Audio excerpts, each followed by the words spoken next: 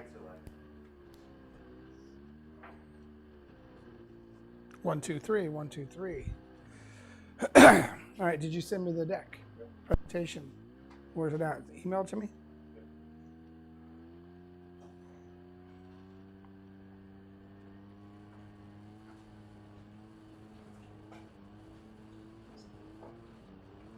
$32?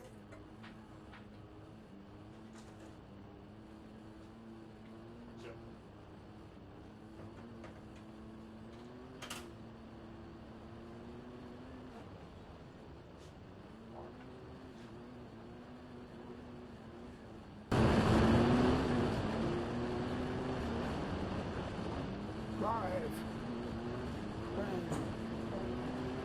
Okay. I'm not live yet. Going live right now. Should be right. I'm now live. How's everybody doing tonight? I'll take you for a little tour around where we're doing the show this week. We're back inside the engineering room here in Charlotte, North Carolina. And I've got Daniel over here at the computer. Say hi to everybody. Got media team over here, Rob and Scott. There's Ginger. All right. So thank you for joining us tonight. What we're going to do is we're going to actually take a deep dive back into the model again. There's so many things that since the beginning when we showed you some of the CAD stuff, so many things that have either gotten better or changed, and we want to show you some of the latest updates of models. And then we've got some more parts to show you from the factory. So I'll try to get that zoomed in just a little bit. There we go. We're going to zoom out both those. Can you guys hear me okay? Kostecki, what are you doing? Good to hear from you. Looks like we got a few people. We moved back to Wednesday night this week because I'm in Charlotte. So, what is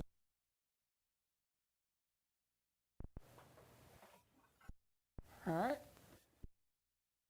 Gonna get into the show here. So, thank you guys for joining in for another week, week 32. All right, so like I said, I'm back inside the engineering room again tonight. We're going to do a little deep dive. I can't remember if we ever really went into the CAD model, but now that we've got two screens set up, one on the right, and Ginger, if you flick over to the left here, just go ahead and turn the whole thing. It might be easier to turn the whole. Okay, either way, you got it? Looks like it's tilted now, though. Nope, okay. Perfect. Daniel's going to run the CAD model. I'm going to run the presentation on this side, and we'll just bounce back and forth between the two TVs. And Daniel's sitting over here at the computer, streaming up there. What this does is we use this with a lot of our suppliers as well, and we do presentations of showing parts, where we're at, how we're doing it, and then what we want to modify or what we might want to change. So, kind of weird. I'm looking at TV over here, and we're minutes behind on the live feed, but it's all good. So tonight, let's talk about configuring the orders. The first guys have ordered their cars. I know on the Speed UTV Facebook page yesterday, there was some confusion from a couple customers about, hey, I'm master number 80 and I'm a UTT, but I want to switch over to, I just called him out, huh? Sorry, dude, Brandon. But you're now called out. You created a storm for us, but it is what it is. One thing I want you to know with myself and Todd is we will always answer your questions and we'll always try to accommodate the best of our ability. Unfortunately for Brandon, he decided, I guess this week, that he wanted to switch from a UTT to a four-seater. Problem was we've already configured 800 four-seaters, and he had already configured his UTT. So we had them slotted in the third build of cars. What I told Brandon, because he was an early order, he ordered a car at Sand Sports last year. So he was one of our early, he had a master number of 80. He apologized on the thing. Sorry to call you out. I honestly wasn't going to use your name today, but it's actually a pretty good story. And I want everybody to understand that not always the squeaky wheel gets the grease, but we are listening, okay? And we're going to try to accommodate you in the best of our abilities.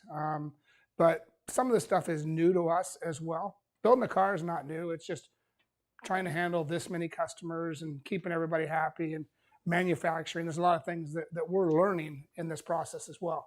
So Brandon said, hey, I want to switch to a 4-seater because they're actually going to come before. Well, last week I explained to everybody we can build about 400 cars every 10 days, give or take. Let's go to every 10 to 12 days. And during that process, 10 to 12 working days, let me clarify that. During that process, we can organize the cars that we've already ordered. But for Brandon, we will roll him because it was such a new order. We'll roll him into the second build of 4-seaters. All right. And if anybody else wants to change, obviously, we're going to do the best we can to accommodate you. He lives out in the Arizona area. I think he wanted a 4-seater more than a 2-seater at the end of the day after talking to him today. So we slotted him in the second build of 4-seaters, and he was an early master number. So any of the other guys that do want to switch, we'll let you switch. But at the time of switch, we're going to slot you in with where we're at in the order process. Okay? So I hope that clears that up. Because one thing I don't want is I don't want anybody to get force-fed a vehicle they don't want. They think they want a Bandit, and they come out and say, God, I really wanted a 4-seater. Well, I'll switch you into a 4-seater at our earliest convenience or manufacturing convenience to work with all of our customers, because we do want to have as many happy customers as possible, and this is a new process for us. So hopefully that clears that up. Speed UTV testing will continue. I'm currently in Charlotte, North Carolina. We've been working on all kinds of engine stuff from our last week's test. We learned stuff from the engine. We're implementing it into the engine. We struggled with some clutches. I think we told you guys that at Sand Sports Show. We're just making a lot of power. We tested the whole test last time at 300 horsepower because I felt that we should run the gearbox and all that stuff at maximum power. But obviously we had some belt and clutch issues. That doesn't mean we're going to continue to have belt and clutch issues. That just means we got to go to work a little bit harder. And we've got guys coming out to meet us in California on Saturday. We're dyno testing on a 4-wheel drive. I don't think it's called a transient dyno when you do that, but it's a 4-wheel drive steady state dyno where we can load the dyno for long periods of time.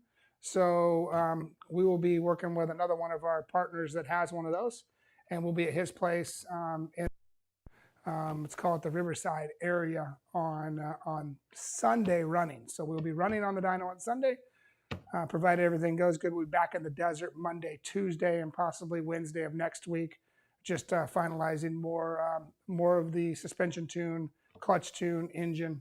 We've got tons of parameters. We had to put another computer system on there because we want to check so many different temperatures of this and where it goes in, where it comes out, and just to get a better understanding, because it is new, and this engine is new, and everything is new. So we got to learn as much as we can at every single test.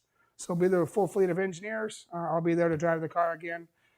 Todd I don't know if Todd's coming. He'll probably be working on marketing this week and sales with dealers, but we will be back in the desert for the next, give us a couple more days here building components, then we're going back out to test. They want me to take a UTT to Glamis this weekend. I should take a UTT to Glamis this weekend, but I'm going to be this weekend and probably not near as fun place. I'll be sitting on a dyno. It will be cool to hear the engine run, understand how much power we put down and where we control when each stage of the clutch comes in. It'd be a big learning weekend for us, and I wish I was out there at Glamis with you guys during Halloween weekend. Everybody that's going out to Glamis, be safe this weekend, have fun. All right, I showed a video on my Instagram. I believe it's been posted everywhere of wheels. One thing we've been building this car for a long time, but we had to build it, design it, then pull molds, then things come out of molds and you get machined, then they get tested, and then we put it into production, and that's the process. So we are showing you all the way through, but these are the production Speed UTV wheels, and we showed you a video with them, and they're popping out every day. If you think about wheels alone, we got to build 36,000 wheels right now. So just start thinking of it as a manufacturing process. It's a lot of parts. 4 times 8, 32, 36, yeah, 36,000. Rack shift, we told you we will have part. I believe we will have this weekend as well. So now I'll be able to do some shifting. Production pistons, coatings, pistons. These aren't aftermarket pistons. These are production pistons that I'm showing you here. And we now have production pistons as we get production valve covers, cams, cranks, all that. Those things are coming into play. Front bumper. This is kind of cool, and I'll probably jump from here and we'll get into a little bit of CAD, but this is something that Mike has been working on. As we design the car, we want to make sure that we have options for accessories. So I'm going to flick from here over to Daniel, but this is a front bumper that actually ties into the core support, but then allows bolt-on bumper, bolt-on winches, everything out in front. So Daniel, now I'm going to switch over this side, and he's working on the real live CAD. And what I mean is everything gets built off of the CAD. The fixtures get made off CAD, the bins get made off CAD, the coping gets made. This is what the front bumper looked like. Originally, do we have a picture? I do.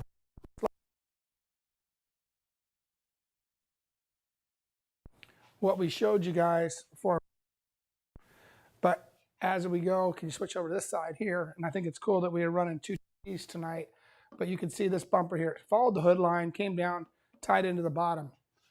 But when we really get back into it and we say, okay, we're going to be making an air conditioned car here in June, and we need to make sure we get as much flow going through this grill section as we can, but not really change the fundamental aspects of the bumper. Also, we didn't want to really hurt our approach angle. So Mike did a really good job here getting this down that if you look at it, we can stand the thing up all the way on the end. Daniel, can you do that one more time? Go ahead and stand it up on end. If you were in a position and your car was to kick, if you look here, tires are still here. Car's way up in the air. Show me how high the car is up in the air. Big kick. The bumper's not going to work as a pole vault to send you over. So this is a lot of stuff that we're working on that for the fit and function that a lot of people say, oh, we're just going to put a bumper on there. Well, hold on. We can't just put a bumper on there. We got to make sure that it functionally works right and that we can do other things. So Daniel, is it possible to take that bumper off now? Is that too hard to ask? So I want everybody to see what this is going to look like without a bumper. And if you did not have a bumper, your hood would be clean, but there is indentations in the hood. There you go. So now you're back to your clean, very clean, classy front end, no bumper. And there will be indentions here and here on the back side of the plastic that will show you where to cut for your bumper. But can now you take the hood off the car, please? I'm losing my voice, sorry. It's been cold here back in Charlotte this week. If you look here, is it possible to take that little section off right there? This bumper slider is already in position. So people that saw the bumper at Sand Sports on the prototype car, now you see this piece was there, and the bumper slid in out of here. But this also holds the hood, and now it ties in the core support. But right here, this allows us to have a long sliding area.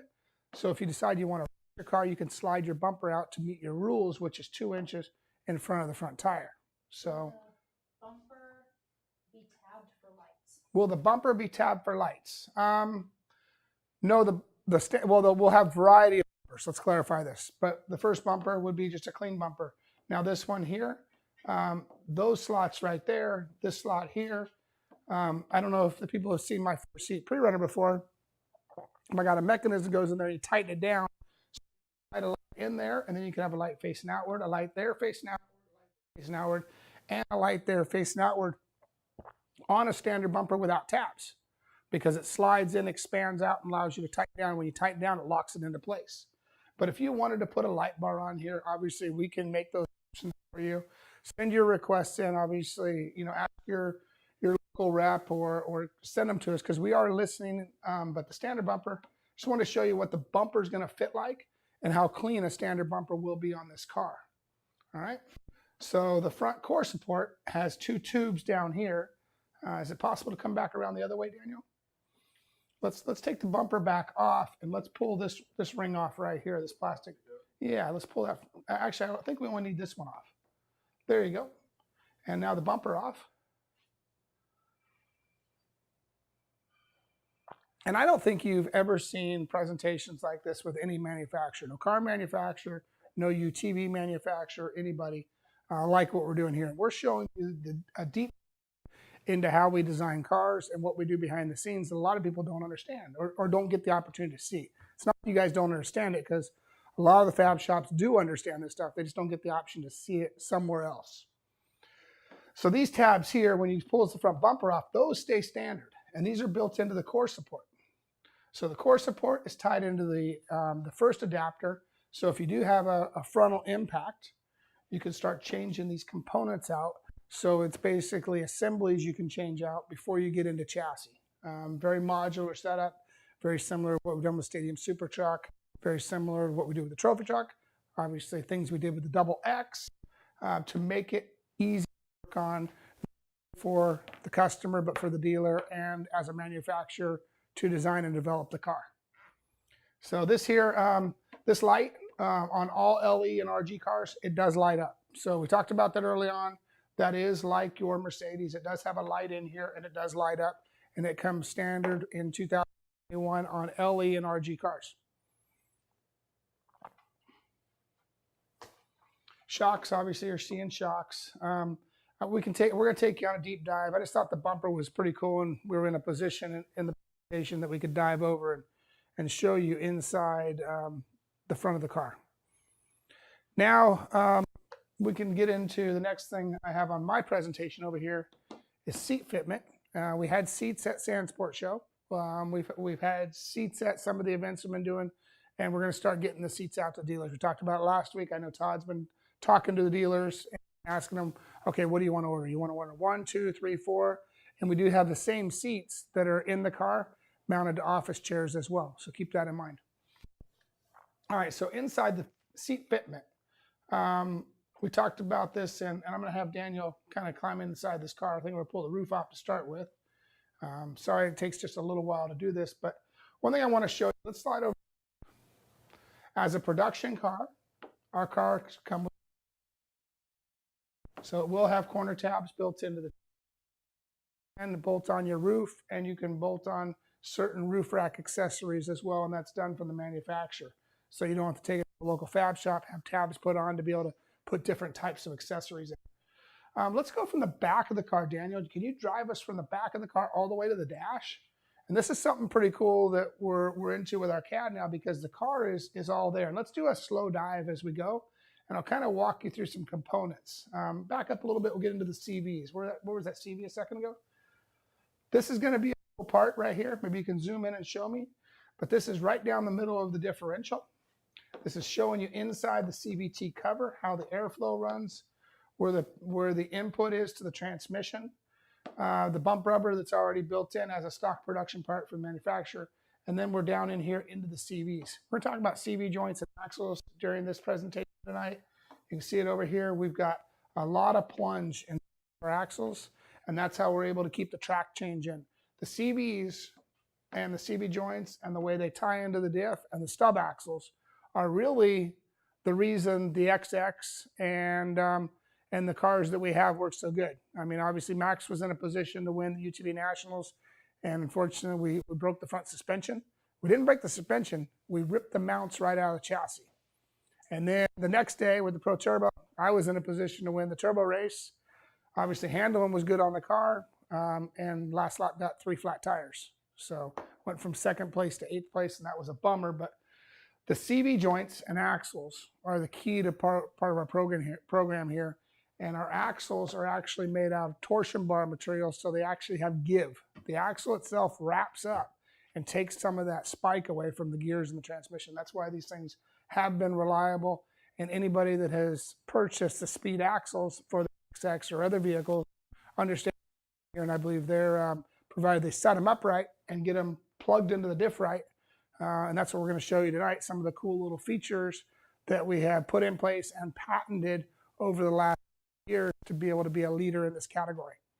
So go ahead and we'll keep driving through the car nice and slow, Daniel. He's just driving all the way through every component on the way from the back to the front. As you see, we're halfway through the turbo. We're into the hubs, working into the CVT cover where the air inlet comes out, how the ram tunnel goes through there. Showing you some cool stuff on CVT. There's a bearing support there.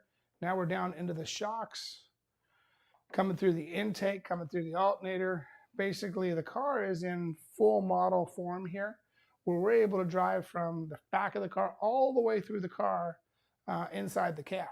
We're down inside the fuel tank. That's kind of a cool shot. As you see, we've got our fuel pump down mounted towards the bottom. We've got a sock on the bottom. We've got another remote sock over here so that we're catching two things around those two sumps. As you see inside the gas tank, it's a very large gas tank. We're looking down the drive shaft over here, the power steering lines. This is the rear cup holders in the seat, and we're kind of going through the back seats with the seat belts. Take the cup holders off to get the battery. What's that? You take cup holders off to get down to the battery? Yep. There you go. As you see the battery down there. Bang, there's the battery. Pop that out, get into the battery back there. Working our way through the seat sliders. Hold on, let's back up here just a little bit.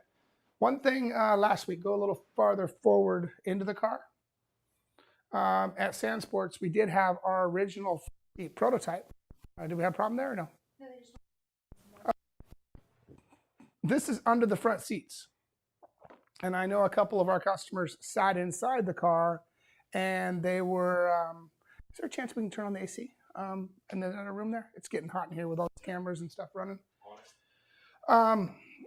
But right here, as you can see, there's room for the passenger's feet to go under the driver's seat. That makes for a lot of extra room in the passenger wheel well, because if you look at it, 8 inches of your foot can actually go way down under the mount, under the front seat. So production cars, all LEs, all RGs come with carbon fiber seats. Carbon fiber, race style seats, and a production UTV. So when you start adding up all the extras that we've added into this car for 2021, the guys that bought early at Sand Sports in 2019, which has been just over a year, continue to buy our cars now. We continue to add awesome components that would normally work as accessories for the manufacturers. Here is your plugs. This is kind of cool. There's your 2 vents. I told you that we were going to do the interior as a total right now, so that from the doors down, we've got our enclosed car built. So we are set up to be an air-conditioned car for 2021. And the AC ducts for the passengers are there. And there is your 1 cigarette lighter and your 2 USBs. I believe that's what it is, right, Daniel? So you do get a cigarette lighter in the back. For, let's say you have a light or you want to plug something in or you want to put your iPad in there. And then you got your 2 USBs for the back seat passengers as well as the front seat passengers. There's obviously the seats. We're working our way through the seats, getting into the driver's compartment. There is actually, go just a little bit more. There's something right there. I guess that's a good shot right there, Daniel. Thank you. We are now into the dash and into the front footbox area inside the driver's compartment. So we do have fly-by-wire throttle. We've got a brake pedal. If you slide in a little more, we've got a nice wide brake pedal. That way, if you choose to drive with your right foot, you're good. If you choose to drive with your right foot and left foot, you've got room to do both of those. And this is in a position that you don't have to reach your foot all the way over right. We'll do that. It's in a comfortable position. Tilt steering wheel. This is just the dash, the pre-fit. All your accessory, that for accessories. I can wiggle my mic. Okay. Hang on a second here. I guess you guys are having a hard time. Sorry about that. No, it seems good. How about that? Is that any better? Is that good? Maybe try something different. Hook it on.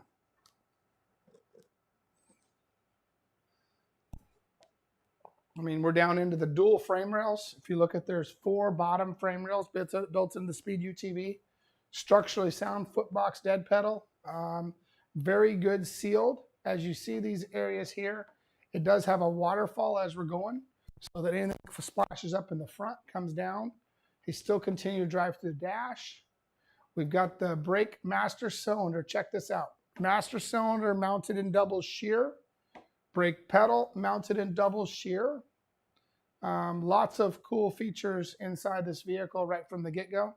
1 bracket that does the brake pedal, the master cylinder, and the tilt wheel all on one bracket. So we've eliminated components and tried to make everything very uniform, very tidy. Hopefully you guys are enjoying walking through the inside of this car as much as we do building it. Now we're getting to the front. Let's go ahead and let's slow down and we'll stop here at the front. Go back a little farther forward in. Let's go right in here because I'm driving through the differential. Daniel's driving through the differential. Hopefully the gear stuff is loaded in there. Maybe it's not tonight. Okay, it's just the outside components. We have our torque limiting clutch right in here.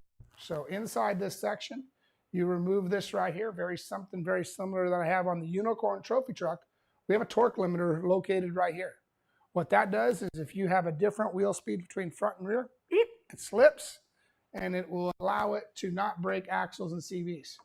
This is probably a good place to stop and then we'll come back on the CAD model or maybe switch into another one. But you're seeing the structure here on the front diff. You're down inside the front diff. And one thing to point out here is look how close those two CV joints are together. Also, more importantly, look at how close those two A-arms are together. If you built a car that had a chassis in there, you are going to be, no matter what, wider on your pivot points because you can't get your diff in there to be structurally sound. By building the front bulkhead, we get our pivot points where we want, we get our diff where we want, get the pivot points in, and we have very, very low to the bottom of the ground, which allows us to have less track change and better front suspension geometry, steering geometry, bump steer, caster camber, everything that goes with it has been built into this front diff. It is all a fixed joint and all of it is pre-adjusted for you based on our experience. Power steering unit, hydraulic power steering unit, people that were at Sand Sports last week obviously got to feel that. I fired up the car many times throughout the weekend, put a big rock right out by the tire and actually turned it and just rolled the boulder with the front suspension due to the hydraulic ram that connects the front suspension. Daniel's kind of gone a little farther forward, but you do see the core support. You see the wheels. Let's jump over and look at this wheel. I know I showed you guys this a while ago. Right there, let's stop right there. Okay, we're into the front spindle. Double shear front spindles, no ball joints, mono balls with boots, massive dual roller bearing in the front bearing. If you want to zoom into this, pick a wheel, I don't care. Beadlock wheel, how it is caught into the ring here. So it has a shoulder it rides on, very similar to like a Pro-Am or Fortin rear hub on a Class 1 buggy. The wheel does that. The hub registers through the bearing so that all the load is on the hub, not on the hub is the spindle, if that makes sense. The hub is the spindle and the stub axle just holds everything together between the bearings. Two large roller bearings with a crush spacer between them. Large brake rotor, double shear axle with massive CV angle there. I want to say a number, I might be wrong, but somewhere between 48 and 52 degrees of CV angle. These things are reliable and we have been running them, which allow for us for a lot of wheel travel and a lot of steering. You can see structure inside of our A-arms. Our A-arms are not just plates on the outside. They've got structure all the way through them. This boss goes all the way through. There's bridges through the A-arms. There you go. We're starting to see some of our bridges through our shock mounts. If you were to look through the A-arms, now we're letting you look through them, but you normally wouldn't see that on a build, but there is structure all the way through the A-arms supporting the load. Very similar to how a bridge is built. If you look at a bridge, you got triangles in there. Our A-arms have a lot of triangles. Our chassis has a lot of triangles. We've got a lot of structure built into the Speed UTV. Wheel tire, I think this is pretty cool. I mean, we talked about what are we going to show, and let's just show you guys what we're looking at every single day with our suppliers. We're going through every component time and time again, refining it, learning what the process has been, what the heat treat is, what the coating is, et cetera, et cetera, et cetera. Soaking it in salty water, because I know some of you guys are going to take this thing out and go and ride in the salt water. We are working through all these components to make them reliable for you guys. All right, we kind of drive through. Let's do a drive all the way back out of the car, and then we'll move into the next section. I think this is pretty cool.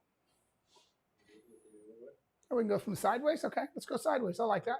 Actually, let's do the axle, and we'll save the sideways view for the show tonight.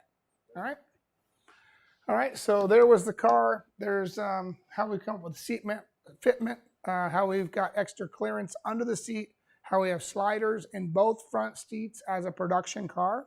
Can you talk about the seats, how it's going to come, both front seats? Yes, Ginger said, make sure I clarify this. This is something we talked about, I believe, in last week's show. And I want to give me 1 second. We talked about it in last week's show. If you order a tall wide as a driver, you're getting a tall wide in the passenger. If you order standard in the driver, you're getting a standard in the passenger. We need, when those cars show up at the dealership, we need those cars, or at your house, the seats are uniform, everything flows together. So if you order a tall wide, you're getting it in both.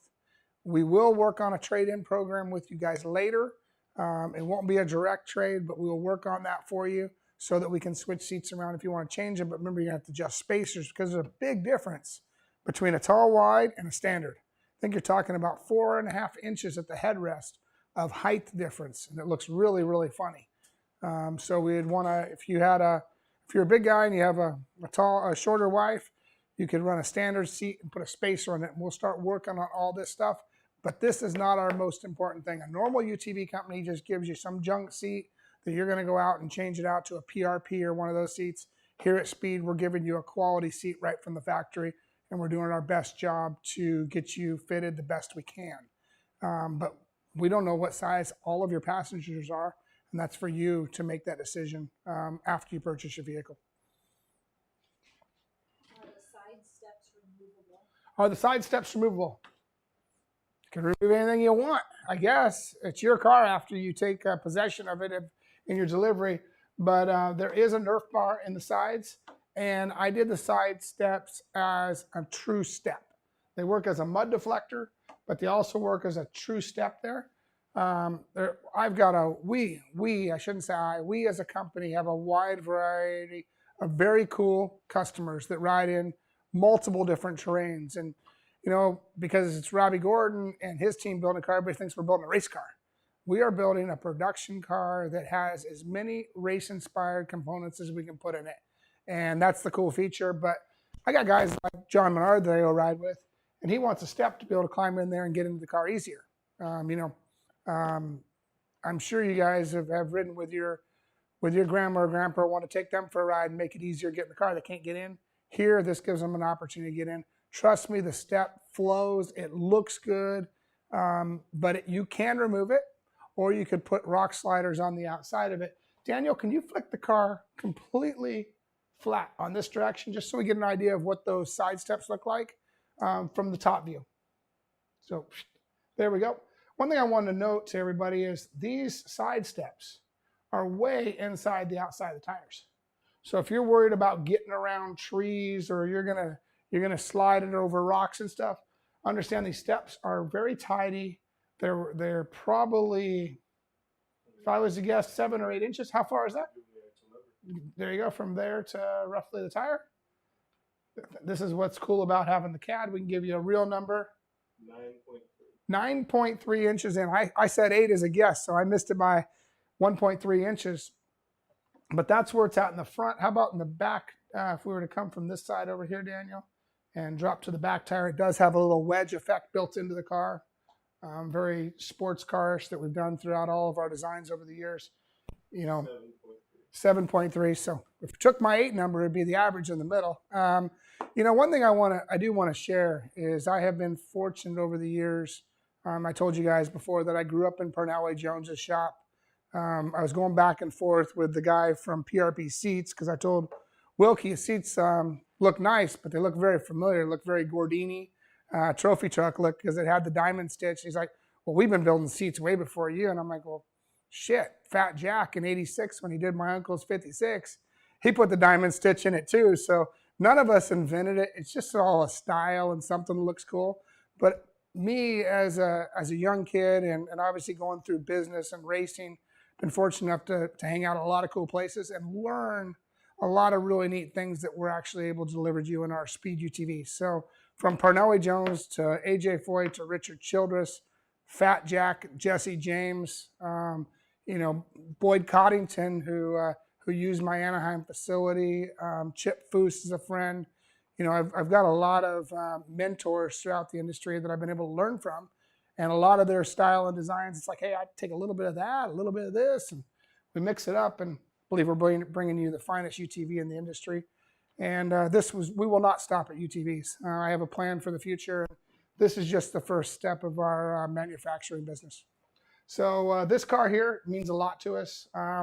One thing as a first car, and it's just our first car, because remember I was involved with the Polaris Razor, the Textron XX, the Gordini, the Hummers that race Dakar, IndyCar, NASCAR, etc. Been able to gain a lot of experience and a lot of cool features and functions that we are implementing into all of our builds, just because I think it's what's right and what belongs.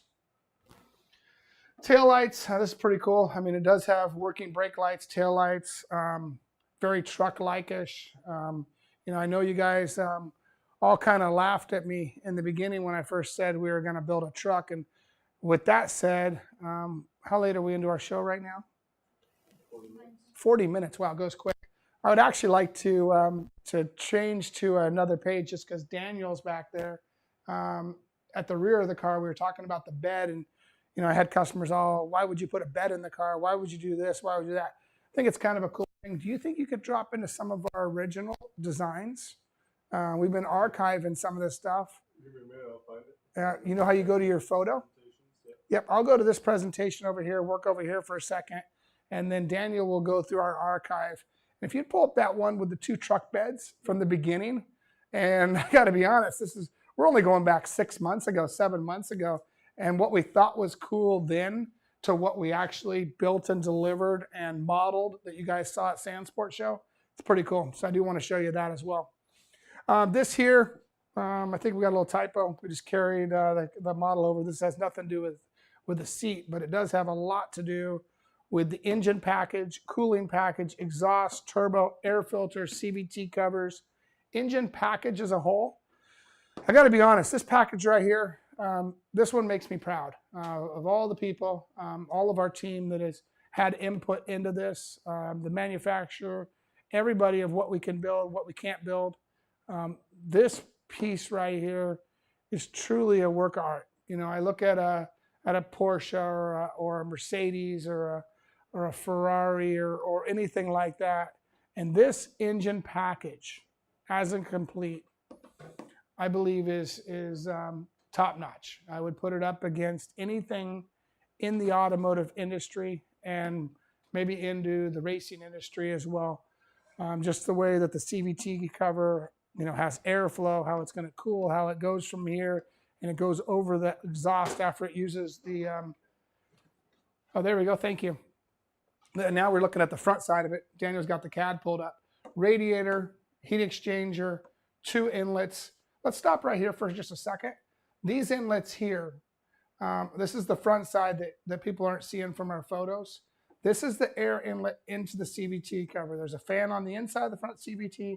There's a fan on the outside of the front CVT that suck the air from the back of the number plates up high through a frog skin filter into a big channel across under the radiator into the CVT. From the CVT, it shoots it out. We're not completely done here. See the exit there? This exit is going to go to a header bag that will cool the exhaust and the turbo and blow air across all the time. Remember, that exhaust is running at 1400 degrees. So just the feature and the way this all functionally runs together. There is our heat exchanger for the turbo. There is our Lambo's exhaust, that kind of something we like. Obviously, this is something that Ken from Push Turbo has come up with and has been working with. He's working with us on our exhaust system. Kyle did the tip. Okay, thank you. Kyle did the tip. Exhaust was inspired by MagnaFlow and Ken from Push Turbo. There is his turbo there. I've got one of his turbos here mounted on the exhaust flange. So these are now printed, 3D printed parts. But this is an actual turbo. And to be able to print a 3D part, this allows us to make a mold, to make a casting, to make a machining to actually come to a final part. So pretty cool. Motor plates, people have asked, okay, is my belt going to be covered? I don't know how many times last week they saw the CVT belt and they saw the accessory belts not covered. Yes, they are covered. Yes, they are protected. They're not 100% sealed, but they are protected from dirt and grime. They are open on the backside, a lot like a lot of production cars are, but at least rocks flinging off the tire would get bounced off. Race-inspired oil tank that does have internal air separation, does have a filter at the bottom, so if you take this thing off here and you drop some dirt in it when you're filling it, engine cover, CVT structure all the way through. 2 radiators. One, this front radiator right here is just for the heat exchanger to the turbo. And obviously looking through that, you see the 3 fans going through the radiator course. I worked with Ron Davis on a lot of this stuff. And then we built the header tank actually into the top of the radiator. So this is a component that will actually be on our car this week at the test that allows us to keep a nice low package here. And it all fits underneath the cowling, but also obviously allows all these head bleeds and everything to go to the highest point so that we don't get into an air pocket inside your engine. I see Casey's come back in. Are we getting ripped up out there today? Yeah, I said move the camera. Move the camera. Oh, sorry. Missed the whole show. Missed that section. Ginger walked away for a minute. And, okay. Do you want to... Sorry about that, guys, that missed that piece of it. This is... a couple minutes ago, we were into the CAD. And you look at this thing, and what we started with was a bed, and then a bed, and then you flick over to what we end up with, which I believe I have over here for a bed and flow. You know, just it takes some time to be able to get to where we want, and we had to have an idea, and then the idea at Speed UTV will bounce between our staff and customers, and people will have ideas, or did you think of this, or did you think of that? And boom, we end up with a proper bed in a UTV so that people want to go out exploring. They've got room to carry their spare tire down low, not mounted on the roof like a Can-Am or a Polaris.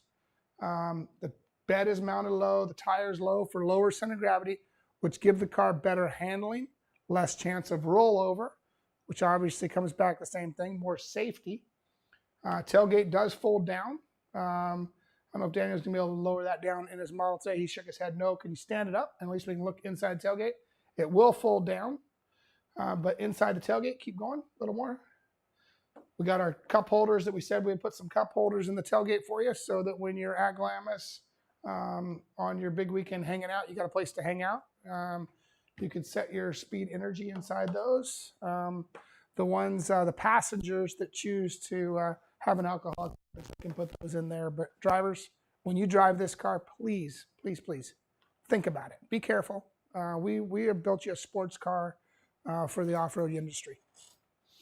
Spare tire holder, you can take the tire out. Can you pop the tire out? Nobody says you have to put the tire there. So Daniel can drop the tire out and give you an idea of how big the bed is. I don't know if you've seen the pictures of Todd Romano and myself last week hanging out in the back of the bed, but 2, fairly big guys. We're hanging out in the bed of the UTT, had lots of room, and just that this is the 4-seater, so you still get your same 48-inch bed by 35 inches deep, but you could shift your tire into this hole or this hole, so you have some positions, and I believe there's a hole back there.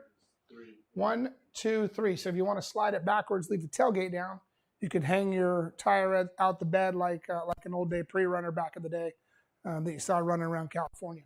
So bed options are pretty cool. I know I'm running tonight. I've got a lot of stuff going on.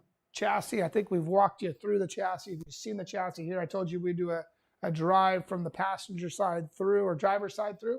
We'll drive you sideways through the car now. Can people see the screen okay? All right. If not, you can always go back and watch this. But now Daniel's going to drive it from the driver's side through the car. There we go. Want to stop right there and give us a shot of that? I think this is pretty cool. A lot of people have questions, but really don't understand what the door panels look like. Now you get a good view of what the door panel looks like inside the car. These two blue things right here, if you have a four-seater, those are your 6-inch speakers. You have under the passenger rear is where your subwoofer goes. And if you're a two-seater, you would have a subwoofer under the driver's seat. So you would have a subwoofer on both of those, but there's your two speakers. That's looking through the dash. Can we stop right here? That's a good shot right here. Can we turn back sideways? Actually, let's come on out a little more. I really want to show this area. A lot of the bigger guys, we've talked about how we've modified the dash from what was built with the XX to where we're at on this car. And if you look here, this section of the dash is back about 3 inches right here. If you look where your knees are now, the dash is on the same plane as what your shin would be. And also we've increased this number right here from there to here about 3.5 inches on your knee shin clearance on the dash. So adjusted that. I've showed you the one bracket that does 3 things and ties the braking system together very strong in all double shear. Daniel's just kind of driving through the car. You'll see it's working its way through. It's into the center of the diff. It's about halfway through the car. Let's back up. Let's go through the drive shaft. We did decide to go with non-U-joint drive shaft and crown splines. So you see we've got this component and this component, the same parts. You'll see a lot of the same components used throughout the whole car. Right here, there's where our torque limiter is inside there. We are crown splines here. We have 2 bearings. So we got a bearing here, a bearing here, a bearing here, and a bearing here to support the drive shaft for high torque loads and for vibration. We've got the grab handle, the sequential shifter. I think that's cool. Now you can see the sequential shifter and the grab handle for the passenger. You see the chassis structure here. We've already been through that side of the A-post. He's going to continue driving in. We're into the center of the cup holders now. Shifter.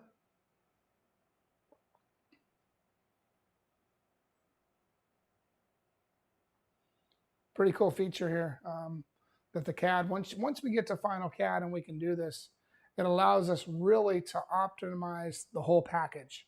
And from plumbing to wiring to just chassis structures. There's your handle for the passenger in the rear. That's your closing handle. This is your grab handle for your front passenger. You see the chassis structure here. What's that? Storage pods. Storage pods, yeah. Storage pods in the door. That's something new that we have not done that in any of our other vehicles. There's a lot of accessory companies that make zip-up bags. We went ahead and built you storage pods like a production Ram, Chevy, Ford truck. We gave you room to tuck those in, so you want to tuck your goggles in there. You're going for your weekend trip. You've got different storages throughout the whole car. Down inside the oil tank, you're seeing this oil tank replicates what we built for the super trucks. We have such a vertical G in the Stadium Super Truck. We want to make sure we did not vertical G out the engine and starve the engine when it's up in the air at high revs. I'm just kind of working through. It's been a year-long process, but anybody that has built a vehicle before, 1 year is very quick. When you think about its differential, front diff, rear diff, obviously all the suspension, all the hubs, engine complete. I believe last week 41,000 components, separate parts to build this car.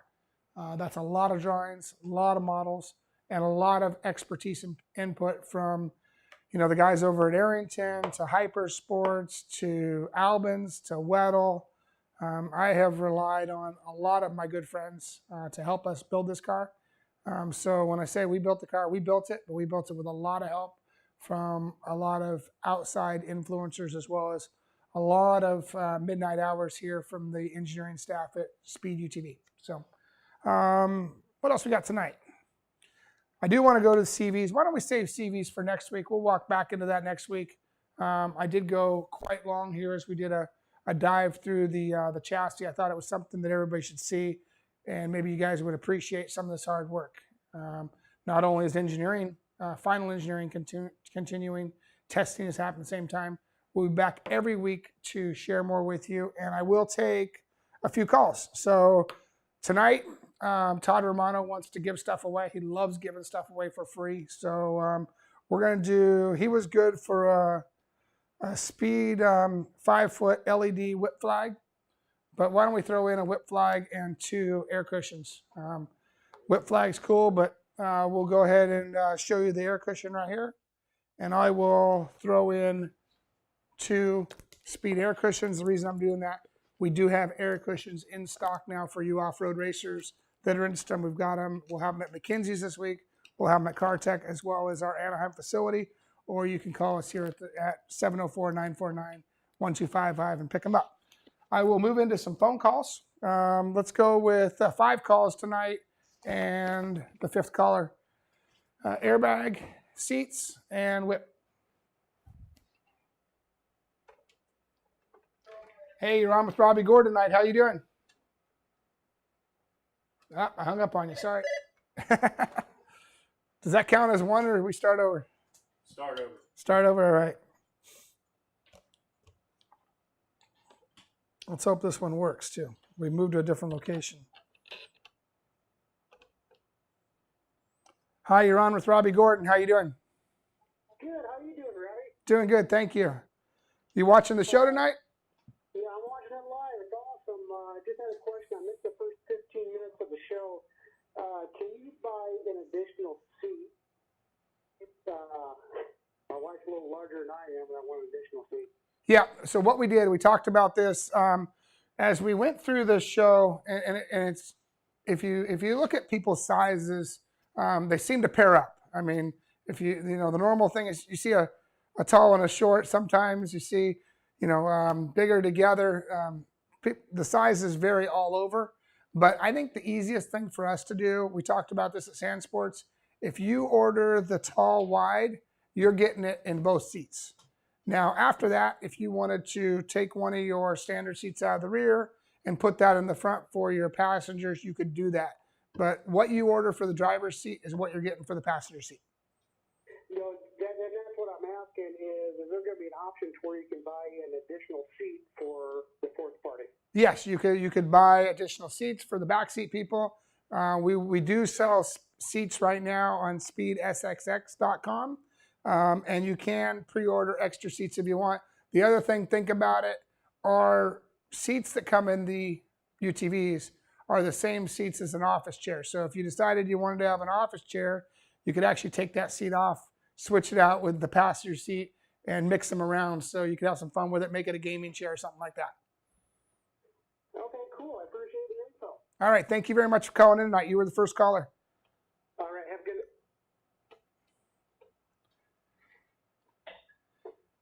Hey, you're on with Robbie Gordon tonight at Speed UTV. How you doing? Hey, Robbie. Hi, how are you? I'm good. So I'm car number 211. Car number 211, 2-seat, 4-seat, Diablo, Bandit, what are you? I am an El Jefe RG edition. All right, a 4-seat El Jefe, yes, sir. So we're a Lawrence family. We really want to put in a GPS on the passenger side. How big of an opening do we have there?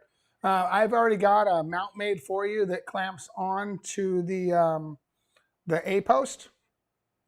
And it's a clamp-on mount. It'll still allow you to keep your dash and everything else. It just mounts up above. So on our cars that we've been using, and the test car last week, we had a 12-inch touchscreen Lowrance on the passenger side.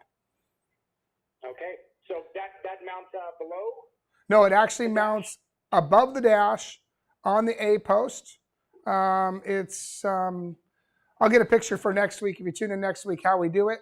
We've done it on a lot of cars, but it's a 4-bolt clamp that comes into a swing that the GPS mounts into, and then you could either hardwire it from there, or you can drop in and plug it into the cigarette lighter. So if you're going to leave your car out and you want to take your $2,500 flat screen GPS, pull the 4 bolts and take it with you. Okay. All right. Well, Well, thank you very much for the info. All right, thank you.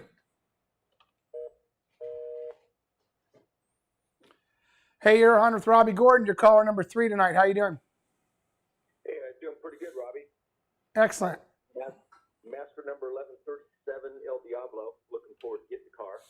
Well, thank you. And I'm looking forward to delivering your car. I can tell you that it has been, 24/7 for about a year. And we are ready to get these things out to you guys. Obviously, we got testing to do, a little bit of final stuff, but we've got cars now, we've got models, and we're testing real components, which is a good thing. Yeah. So a question I have tonight is, I haven't heard it talked about in a while, but there's going to be a belt temp sensor that's going to come with this car. Is that correct? There's a belt temp sensor option. We don't have it identified because we haven't identified if we're going to use Razorback or what we're going to do. But example is, today I was on the phone with the guys from Razorback, and we just ordered a bunch of them for our test coming up, and we've got them put all the way through the belt just so we can see where we drop temperatures at. And so there will be belt temp sensors available. It will be an option. It's just not an option yet. As we get closer to delivery, it'll already be pre-wired for you. It'll just be a plug and play, and it will show into the dash. Okay. Very good. All right. I think that's really all I have for now. All right, thank you. I will tell you that we are probably going to get very creative with our production belt temp, the way it works. And if you have that, we will actually control the fly-by-wire with it, so that if we start seeing belts, we can start turning back that throttle bit for you a little bit. You choose to shut it off, kind of like traction control in a regular car. That'll be something, there'll be an option for you guys to play with. Okay.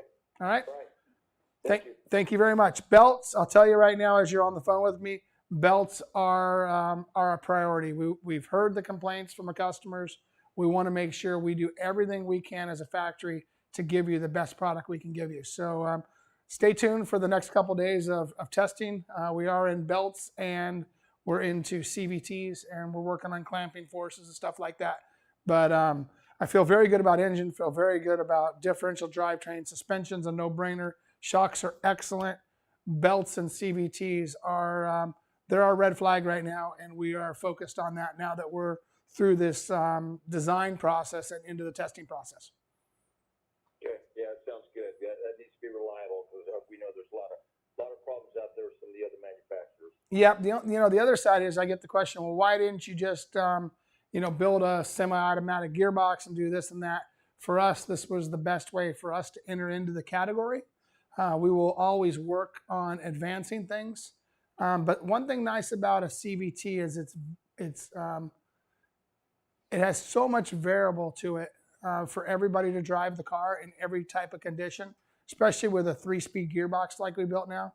You can put the thing in granny low, and anybody can tractor the thing anywhere with a CVT, where you get into a gearbox, it's a little bit harder to drive. Yeah. Okay. All right. Thank you very much. Tune in every week. We'll keep you updated where we're at, what's going on, what the process is looking like, what delivery's looking like, etc. And you guys will know when we know. So there is no secrets here. We share with you every week where we're at. Yeah, we appreciate it. Thank you. Thank you.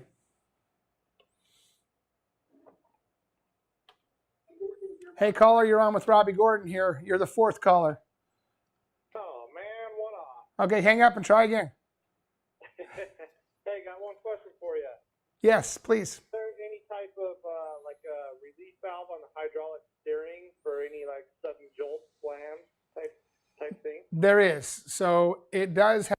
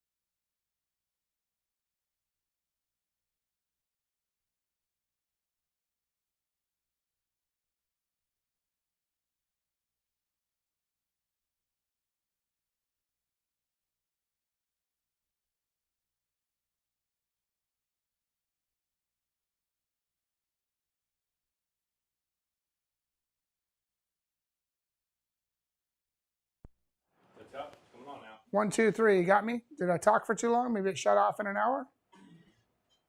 No, it's still going. What, it's back on? All right. Sorry if anybody missed that last few minutes. The guys are working here the best we can to get you the best show we can. But yeah, so it is built. It is built into the system, and it is part of our standard build. Perfect. I hope, did that answer your question? Is that what you were thinking? That did.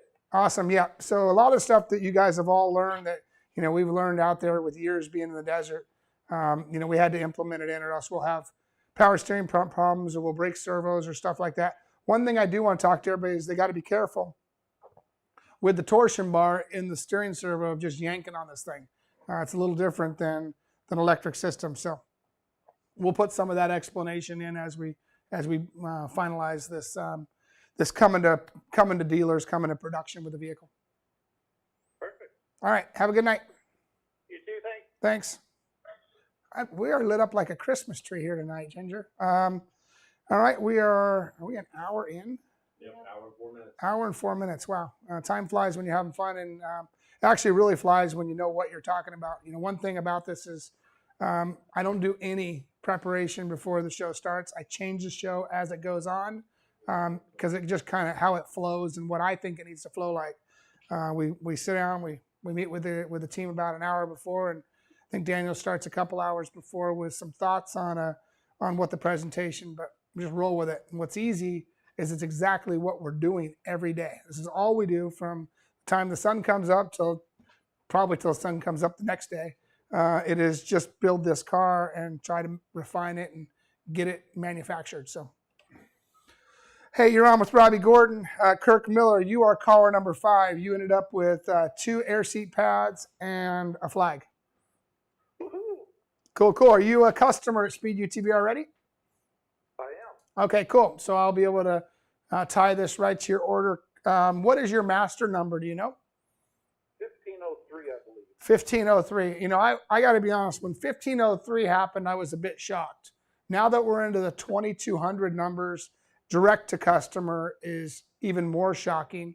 And we've got about 6,000, cars that are committed to the dealers as well. So very excited about this brand and where we've been from the beginning process. When COVID started, this was, hey, we're going to do this, and now you see where we're at. We got somebody go on speaker. Awesome. And first of all, for you and Tell them, come on, let's go. You didn't want to. You guys want to talk to you about it, I guess. Stadium Super Trucks, Speed UTV, everything you've got going on. You just got a shout out to you, man. It's just to be able to get it all done. When your plate gets full, you just get a bigger plate. Well, I'll be honest. Thank God we were diversified. When COVID hit us this year and basically the brakes went on SST, we were fortunate enough that we were already moving down the direction with RC cars and Speed UTV, and we just turned a lot of our staff and refocused and put people in positions that they could move forward with, and we survived, which is pretty gnarly that we were able to survive and build a brand like this during this time. But we couldn't do it without all of your guys' support and believing in us, and all my staff. That is literally, they burn the midnight oil every day, 7 days a week to make this happen. And we're not talking about just me and Daniel and Casey and the crazies that do this stuff. We're talking even Ginger and Sherry and Amy and everybody, that help us throughout the whole process, build this company and get it. Jenna Jeffries has helped us. You might have talked to her, and then all the salespeople that work for Todd Romano. It's a large group, and a large group of outside companies that have allowed me to build my dream with their help and support. But that's it. It takes a good team, and we appreciate it. So I got a couple of quick questions for you. Perfect. One was dealing with the belt temp. That was already asked. Okay. Yep. It's a high priority for me. Know that we I didn't lose any belts at the UTV Nationals on the car I raced. We did lose a belt with Max, but we actually lost more of a clutch than a belt. that clutch did run the Parker 425. It did run the Mint 400. It did 400 miles at the Baja 1000 last year. Probably needed to be changed, but we didn't. So belt and clutch is high priority on our list right now. And, you know, it's still hot out in Arizona, or at least it was when we were out there testing last week. It was 98 degrees. And we're monitoring belts, monitoring CVTs. And as I told someone, that is where a lot of our focus is right now. Right. So, other quick questions. One, the windshield. Originally, you talked about it having a wiper, and two, the fuel tank. Originally, it looked like you were talking about a 15-gallon, and it sounds like the production ended up being around 12.8. Is that correct? Is that what it? I don't know where 12.8. Huh? All right. Well, I will. I'll post something tomorrow on my Instagram of exactly what it is. And I believe it's a little more. We just put gas in it and keep running. Don't take it the wrong way. We had bigger fish to fry than exactly how many ounces of fuel we had. But you guys want to know that. We had a goal of 15, but obviously by the time you make a mold, I think we're more than 12.8. But I'll get you an exact number. Okay. And what about a wiper on the windshield? Well, now that we're through CAT, it's funny. The windshield stuff literally rolled out for scanning so that we can make our own windshields, because we were, how I say it, with the Speed SXX, we would take a windshield, cut it, drop it into our frame. Now as a manufacturer, obviously, windshields are important, but windshields weren't our big priority when we first started building this thing, but now we're to that point where it will have a windshield, it will have a wiper, it will have a washer motor. Those are three things that have to happen. You guys want it, and we'll make sure that we have that option out there for you. Well, We have to do it. Job. We have to do it for the air-conditioned car anyway. Are you there? I said we have to do it for the air-conditioned car anyway. Right. All right. Well, thank you for taking my call. I really appreciate it. No, thank you for tuning in. Thanks for being part of the Speed family, and look forward to riding with you. Absolutely. All right. Thank you. All right. So this is going to wrap up show number, is that 30? 32 straight weeks. Every week we've done the show. We're back on Wednesday night here. We'll be heading to California throughout the weekend, testing in Riverside area with four-wheel chassis dyno, heading to the desert from there, a couple more days out in the Parker, Havasu area, and then we're back to it. I've got one more caller. I said I'd take 5. I'll take 6. Anybody that wants to stick around for this call, great. Thank you very much for tuning in. We'll see you next week at Speed UTV. Hey, you're the final caller. You're on with Robbie Gordon. How you doing tonight? Oh. Hey, you're on with Robbie Gordon. How you doing tonight? Okay, everybody hung up. I'll give one more shot. We still have Christmas going on over here. Hey, you're on with Robbie Gordon. Hello, how are you? Hello, David. Hello. You're on. Show kind of ended, but I said I'd take another one. We had the phone was lit up tonight. How you doing? Good, thanks. How are you? Doing good. Thanks for calling. How can I help tonight?